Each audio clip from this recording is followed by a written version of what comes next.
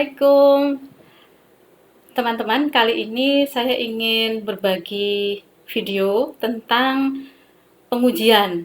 Nah, dalam seri video kali ini saya akan memulai dengan pengujian yang berhubungan dengan statistik.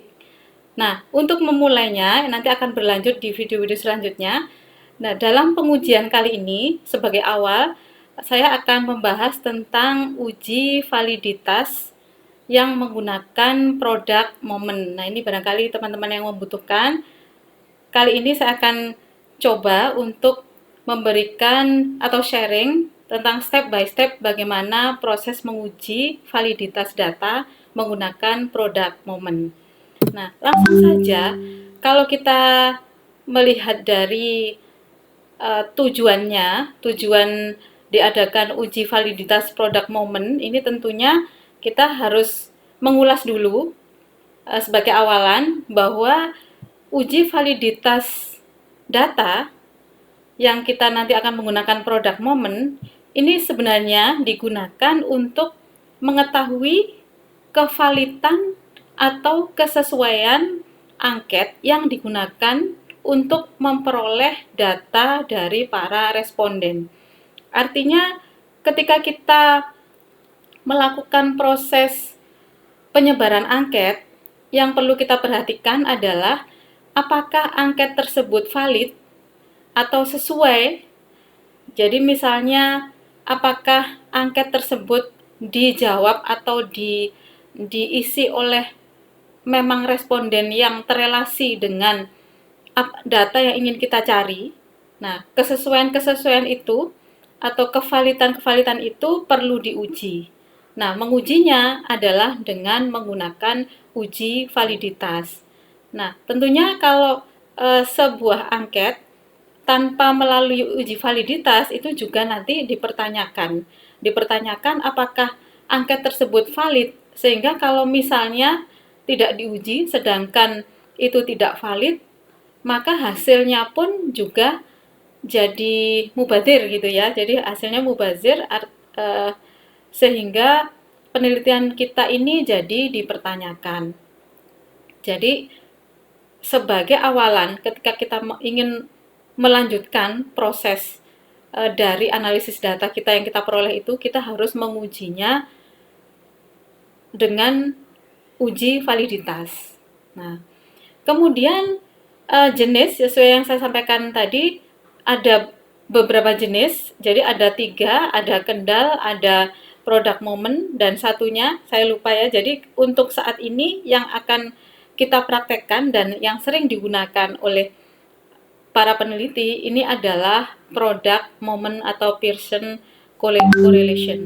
Nah, ini tentunya perangkat yang harus dimiliki oleh teman-teman yang harus ada di komputer adalah SPSS, karena SPSS nanti kita gunakan untuk melakukan proses analisis. Kemudian yang kedua adalah Excel, Microsoft Excel yang kita gunakan untuk melakukan proses tabulasi dan kita gunakan untuk proses konversi dari datanya.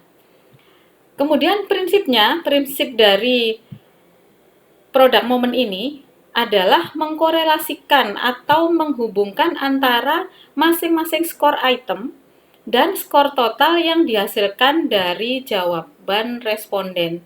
Jadi, ketika kita mengukur validitas atau kita ingin mengetahui validitas dari data angket kita ini, kita melakukan proses korelasi antar variabel-variabel atau item-item yang sudah kita buat itu, kemudian dihitung kesesuaiannya dengan skor total. Jadi nanti kita akan melakukan proses tabulasi terhadap variabel tersebut dan total dari masing-masing variabel.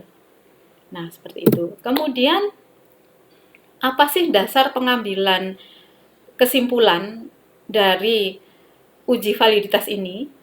Ada 2 dasar pengambilan dari uji validitas, yaitu melalui membandingkan nilai R dan membandingkan nilai signifikansi. Kan nanti di SPSS itu menghasilkan 2 ya, R hitung dan nilai signifikansi. Nanti di praktek akan kita coba lihat ya. Nah, kemudian untuk yang membandingkan nilai R yaitu dengan cara membandingkan nilai R hitung dengan nilai R tabel. R hitung itu dihasilkan dari hasil analisis SPSS, sedangkan R tabel ini ada patokan tabel atau tabel R ya, tabel R yang nanti bisa di-download di Google ataupun bisa dicari di dalam buku-buku statistik itu banyak. Nah, R tabel inilah nanti akan dibandingkan. Nah, hasil perbandingannya ini nanti ada dua kondisi. Jika nilai R hitung lebih besar dari R tabel, maka item soal angket tersebut dinyatakan valid. Jadi, valid itu jika kondisi R hitung lebih besar dari R tabel. R hitung yang dihasilkan dari uji validitas lebih besar dari R tabel. Sedangkan kebalikannya, jika nilai R hitung lebih kecil dari R tabel, maka soal angket tersebut tidak valid. Gitu. Dan yang kedua adalah membandingkan nilai signifikansi. Nah, signifikansi ini dihasilkan dari mana? Dari hasil perhitungan atau hasil analisis dari validitas yang nanti kita praktekkan di dalam SPSS. Kemudian kita nanti menggunakan dua jalur, jadi di situ kan ada satu jalur, dua jalur. Nah, yang kita gunakan untuk product moment ini adalah dua jalur dalam praktek kali ini dengan probabilitas 0,05. Jadi probabilitasnya nanti ada 0,01, ada 0,02, ada 0,05.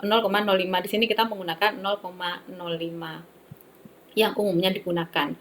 Nah, kemudian jika nilai signifikansi, nah ini kondisinya begini, jika nilai signifikansi lebih kecil dari 0,05 dan Pearson correlation itu tadi adalah nilai R hitung ini tadi, Pearson correlation ini bernilai positif, maka item soal angket dianggap valid. Gitu. Kemudian jika nilai signifikansi lebih kecil dari 0,05 dan Pearson correlation bernilai negatif, kalau yang tadi positif ya, yang kedua bernilai negatif, maka item soal angket tersebut dianggap tidak valid, dinyatakan tidak valid. Gitu ya, meskipun signifikansinya lebih kecil dari 0,05. Nah, yang ketiga, jika nilai signifikansi lebih besar dari 0,5, maka item soal angket tersebut tidak valid. Nah, itu dasar pengambilan kesimpulan dari uji validitas. Oke, kita lanjutkan ke contoh kasus. Nah, kali ini saya menyiapkan contoh kasus. Ada dua jenis variabel yang mana kita ambil dari judul ya. Judulnya misalnya pengaruh motivasi berolahraga terhadap kesehatan tubuh. Nah, maka dari judul ini kita mesti melakukan pemilahan mana yang independen dan mana yang dependen. Nah, yang independen ini adalah pengaruh motivasi karena ini nanti yang mempengaruhi. Yang mempengaruhi artinya bisa tidak tergantung dengan siapapun. Jadi ini yang mempengaruhi. Nah, yang mempengaruhi maka motivasi. Dan ini berada pada variabel X atau variabel independence. Barulah variabel Y. Nah, variabel Y dihasilkan dari kesehatan tubuh karena ini nanti yang dipengaruhi. Karena yang dipengaruhi, maka kesehatan tubuh masuk pada variabel variabel dependen atau variabel Y. Nah, lalu kita setelah memberikan atau kita sudah mendefinisikan variabel ini, maka kita bisa lanjutkan ke SPSS. Namun sebelumnya kita harus melakukan tabulasi data dulu. Jadi kita anggap bahwa proses penjaringan data melalui kuesioner sudah selesai misalnya gitu ya. Di mana variabel X tadi, variabel X yang berupa motivasi berolahraga itu terdapat 8 pertanyaan gitu ya, yang bisa menguatkan atau menjaring data tentang variabel motivasi berolahraga tadi ada 8 pertanyaan, di mana 8 pertanyaan itu kita menggunakan skala Likert, bisa 1-4 atau 1-5. Nah, di dalam praktek ini kita menggunakan 4 ya, 4. Jadi 1-4, di mana kalau bernilai 1 itu berarti yang paling kecil, artinya misalnya tidak setuju gitu ya, kemudian 2 setuju misalnya gitu ya, 3 tidak setuju, kurang setuju misalnya gitu ya, kemudian yang ketiga sangat setuju dan yang keempat sangat setuju misalnya begitu, sehingga menghasilkan kalau dikonversi seperti ini jumlah respondennya yang sudah dipraktekkan di dalam yang nanti akan saya coba dalam video ini adalah sebanyak 58 responden yang diolah dengan cara ditabulasi dengan cara seperti ini. Jadi ini variabelnya dan ini adalah nilai dari masing-masing responden dan jumlah respondennya ke bawah ini baris, sedangkan kolomnya ini adalah variabelnya. Setelah itu kita membutuhkan total dari nilai variabel yang dihasilkan oleh masing-masing item. Oleh karena itu ini kita buat total. Nah, setelah itu kita melakukan proses uji. Kita melakukan proses uji menggunakan SPSS. Nah, ini saya langsung saja ya masuk ke SPSS-nya.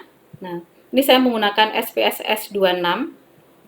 Nah, langkah pertama kita masuk ke Excel-nya dulu.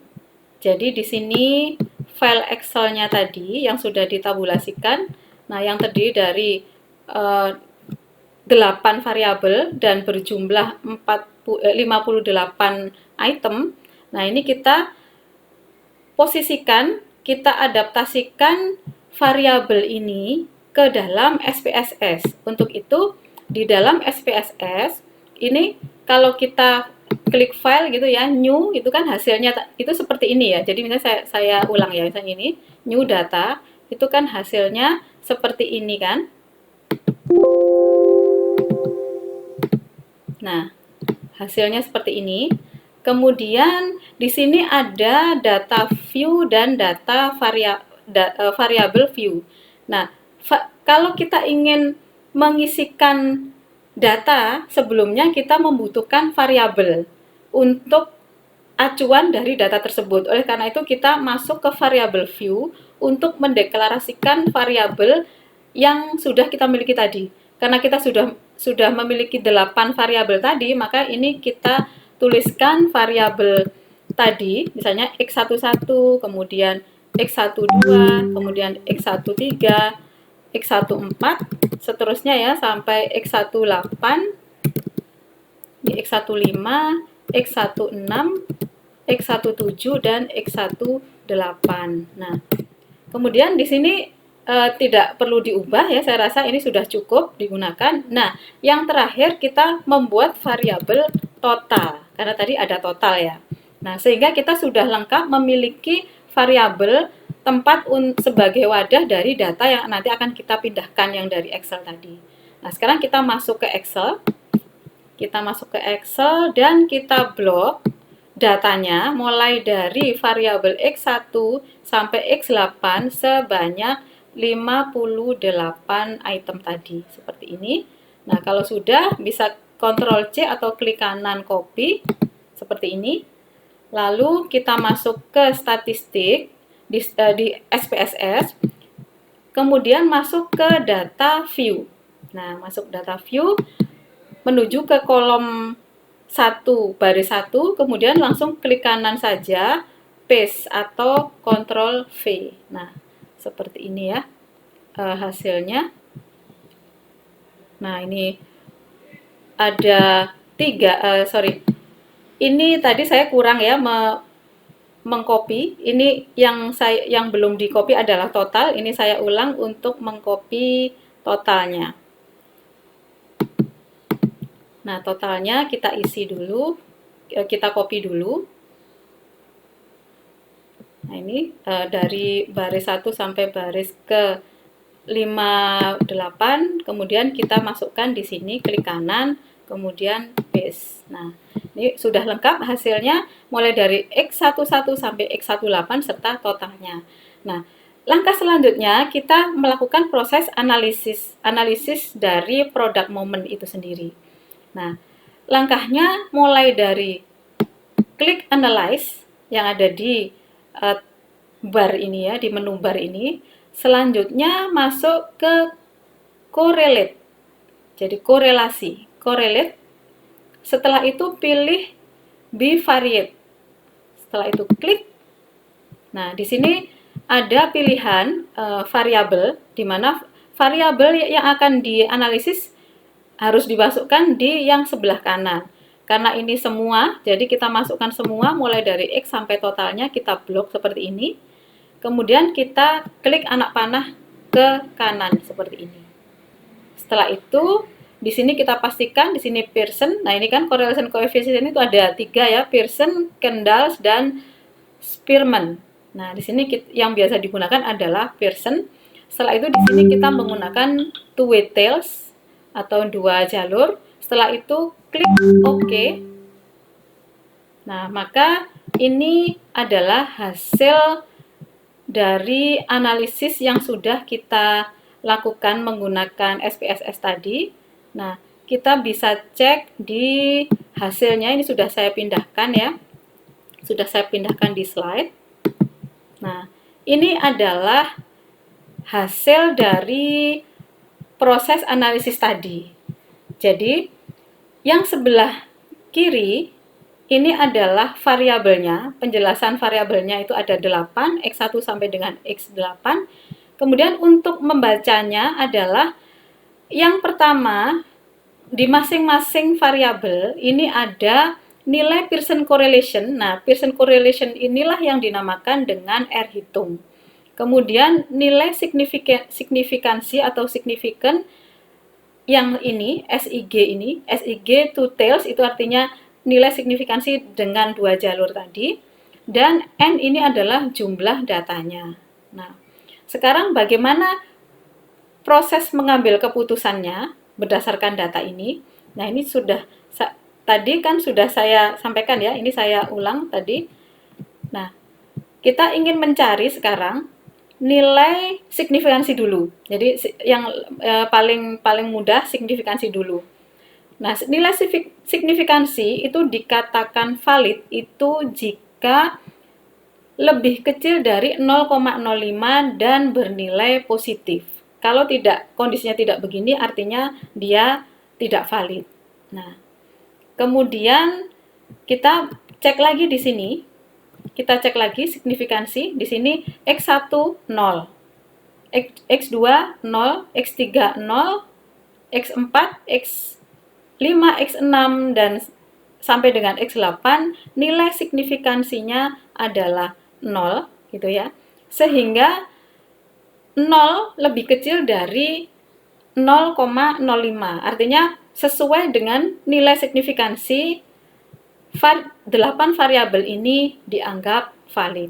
Nah, sekarang yang kedua adalah menggunakan cara R hitung dengan melihat R tabel. Nah, R tabel ini bisa diakses atau bisa di-download di Google. Nanti saya sertakan juga di dalam video. Contohnya misalnya ini. Jadi di dalam membaca R tabel, ini hasil dari R tabel, kita mencari nilai dengan derajat kesalahan ya, artinya standar deviasi adalah 0,05 berarti ini ya. Kemudian yang kita lakukan adalah uji signifikansi uji 2 arah. Maka kita masuk di dalam kolom ini, jadi uji 2 arah, kemudian 0 dengan standar deviasinya 0,05, sehingga kita perlu mengetahui jumlah dari datanya berapa. Jumlah dari data tadi adalah berjumlah 58 ya. Nah, 58 maka kita bisa cek di sini, kemudian kita tarik garis lurus menuju ke yang sejajar dengan sumbu Y ini. Maka 0,05 yang lurus dengan 0,5 dan yang lurus dengan 58 adalah 0,2542. Artinya 0,2542 inilah hasil R tabel dari data tersebut. Ya, jadi nilai R tabel dari data yang sudah kita analisis tadi itu adalah 0,254. Memang ada dua pendapat, ada yang N perlu dikurangi 2, ada yang N. Nah, ini kita menggunakan contoh N ya, tanpa dikurangi 2 gitu. Sehingga kalau saya tabelkan untuk lebih mudahnya dalam membaca, berdasarkan data tadi, berdasarkan hasil analisis tadi, nilai signifikansi X1 sampai X8 itu 0 semua, sedangkan nilai Pearson correlation atau nilai R hitung sebesar masing-masing yang sudah saya cantumkan di sini. Di mana R tabel tadi bernilai 0,254 gitu ya. Karena syaratnya nilai signifikansi harus lebih kecil dari 0,05 dan di sini semua lebih kecil dari 0,05, maka dianggap valid. Sedangkan nilai Pearson correlation atau R hitung itu harus lebih besar dari 0,254 atau lebih besar dari R tabel. R hitung harus lebih besar dari R tabel. Nah, dari semua data ini adalah lebih besar dari 0,254, sehingga kesimpulannya masing-masing variabel yang masing-masing item pertanyaan yang ada di dalam variabel X dianggap atau disimpulkan valid. Artinya kesesuaian pertanyaan dengan responden ini sesuai dan responden tidak menjawab secara asal-asalan, gitu, sesuai dengan pertanyaan lah intinya ya. Nah, seperti itu teman-teman untuk cara bagaimana melakukan uji validitas data. Mudah-mudahan bermanfaat. Kita akan ketemu di video selanjutnya tentang uji reliabilitas. Jika suka dengan video ini, silahkan like, subscribe, dan komen. Terima kasih. Assalamualaikum.